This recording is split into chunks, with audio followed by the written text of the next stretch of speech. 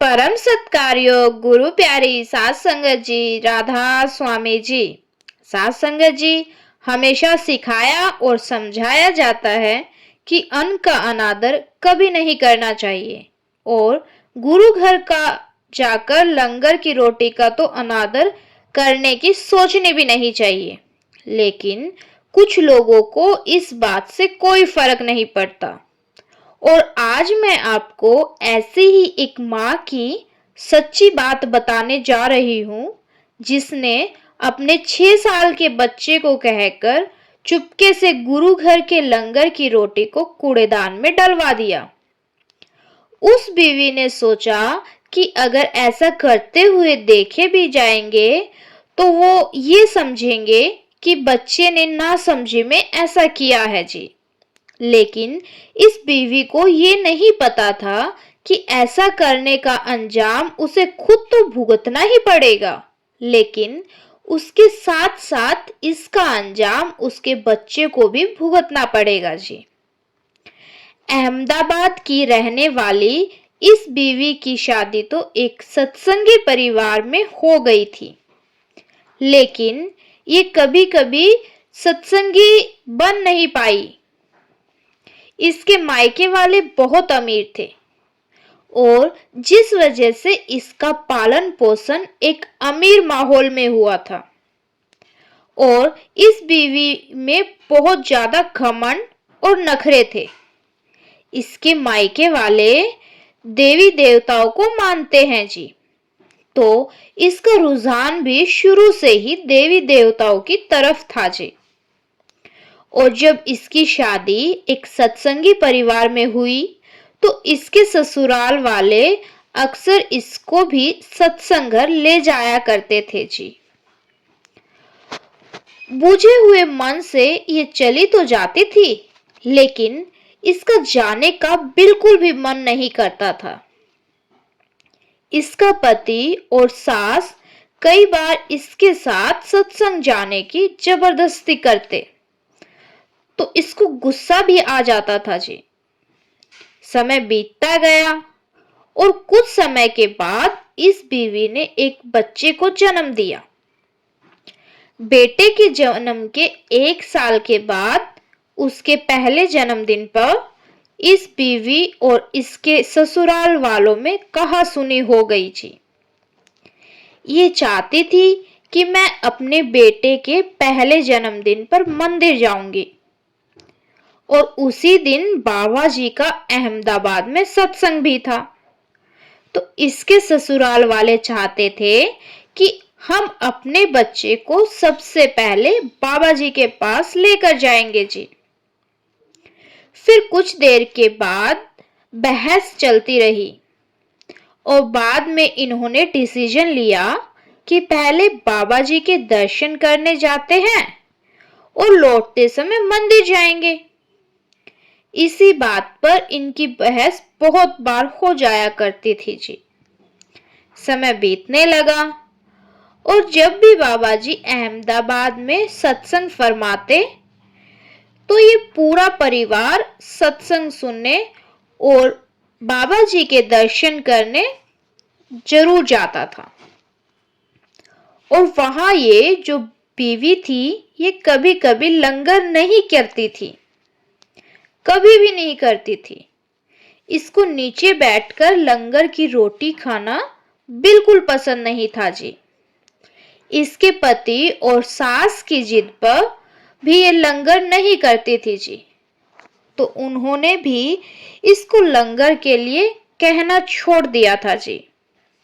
इस परिवार के जो मुखिया थे, बुजुर्ग दादा और दादी, वो अक्सर डेरे भी जाया करते थे जी।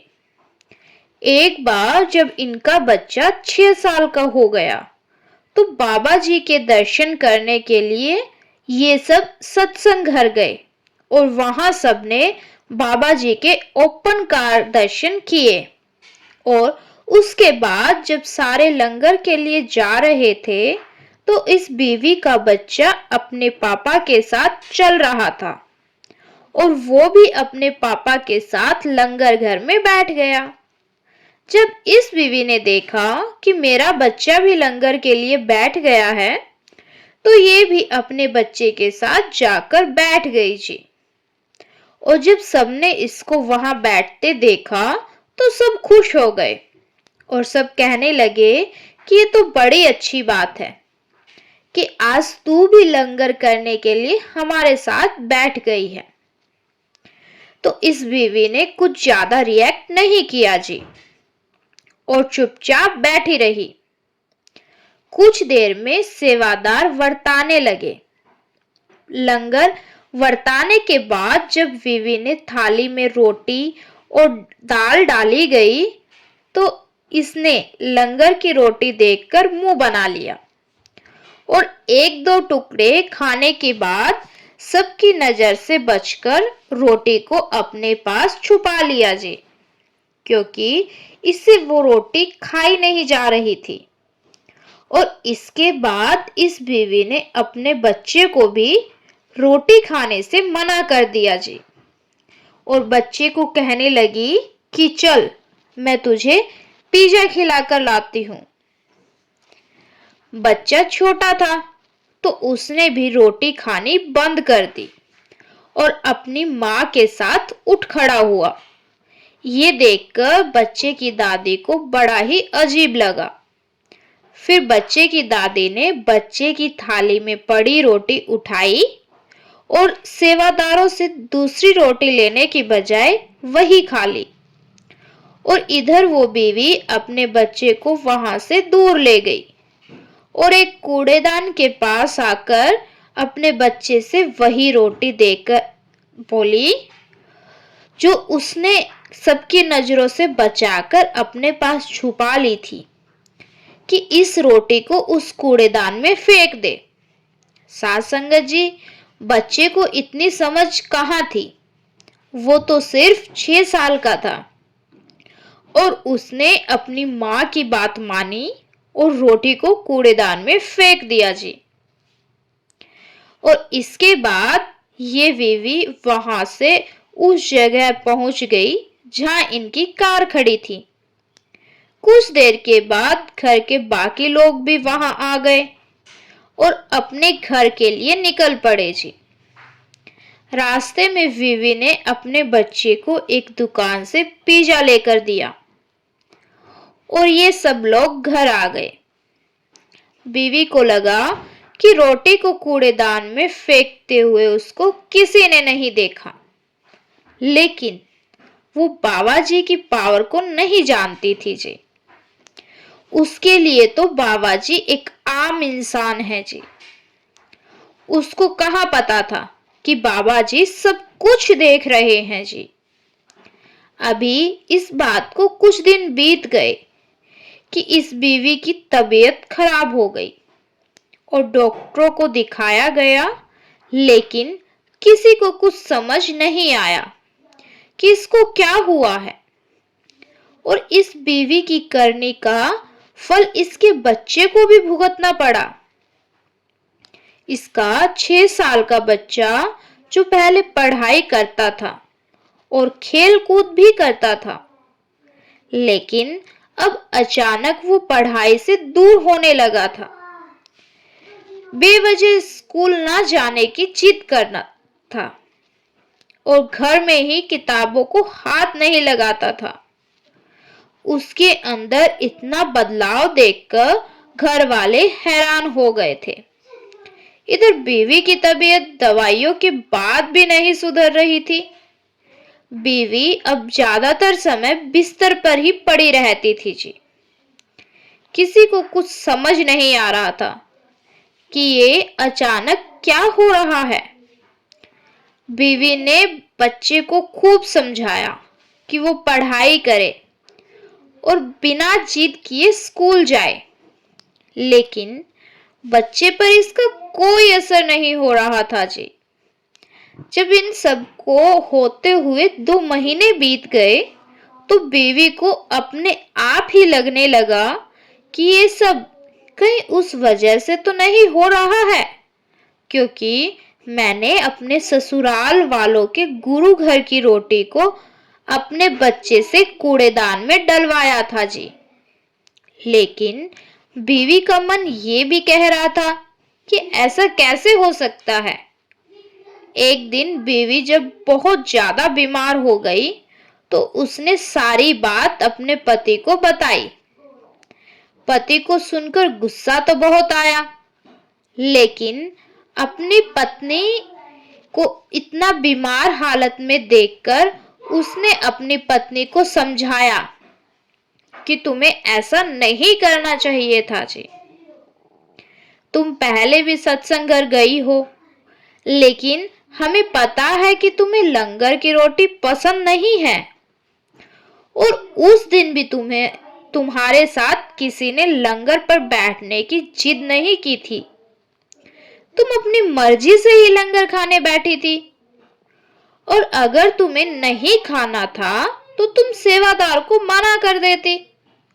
लेकिन तुमने लंगर की रोटी को बहुत बड़ा अपमान किया है, और तुमने अपने इकलौते बेटे को भी इस पाप का भागीदार बना दिया, जबकि उसकी इसमें कोई गलती नहीं है। बीवी को अब बहुत पछतावा हो रहा था, और फिर पति ने कहा कि तुम्हें बाबा जी से माफी मांगनी चाहिए। तुम्हें कोई जबरदस्ती नहीं कर रहा कि तुम एक सत्संगी बनो, लेकिन तुम गुरु घर के अन्न का अपमान करो, इसका तुम्हें कोई हक नहीं है।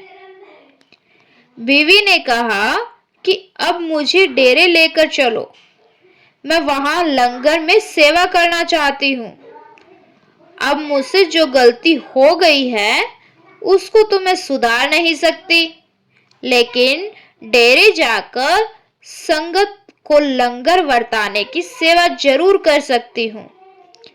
बीवी के पति को ये सुनकर अच्छा लगा, और कुछ दिनों के बाद बीवी अपने पति और बच्चे के साथ डेरे गई, और वहां बीवी और इसके पति ने बहुत सेवा की, और बीवी ने बाबा जी से बहुत माफी मांगी, और धीरे धीरे बीवी की हालत सुधरने लगी, और इनका बच्चा भी अब पहले की तरह पढ़ाई में ध्यान देने लगा था जी। साथ संगत जी, अगर हमें लंगर की रोटी नहीं खानी तो ये हमारे ऊपर निर्भर करता है, लेकिन लंगर की रोटी का अपमान करने का हमारा कोई हक नहीं है, और अन्न का अनादर तो वैसे भी नहीं करना चाहिए।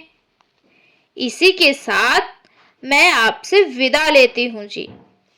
कमेंट में राधा स्वामी लिखना ना भूले जी, और अगर आप पहली बार चैनल पर आए हैं तो हमारे चैनल को सब्सक्राइब जरूर करें जी। गुरु प्यारी साथ संगत जी, आप सभी को प्यार भरी राधा स्वामी जी।